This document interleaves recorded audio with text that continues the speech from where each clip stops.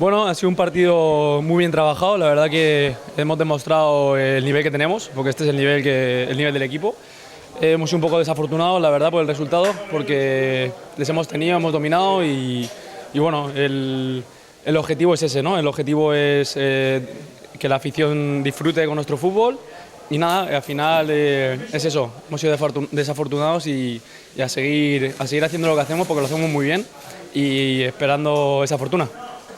Bueno, la verdad que nos ha costado un poquito empezar. Empezamos con una pretemporada muy buena, pero bueno, hemos tenido varias lesiones del equipo y han pasado cosas que sinceramente yo no las entiendo, pero bueno, el fútbol es fútbol, siempre lo digo y son mil detalles.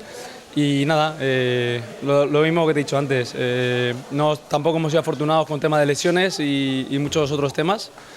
Y nada, ahora estamos todos a seguir trabajando, porque el equipo la verdad que cada día está demostrando que va para arriba.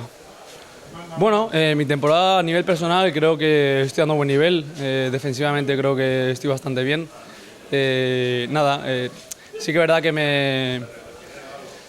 me achaco a mí mismo encajar, porque al final soy un defensa central y me afecta mucho encajar goles. Entonces, intentar corregir, ayudar al equipo y seguir mejorando defensivamente.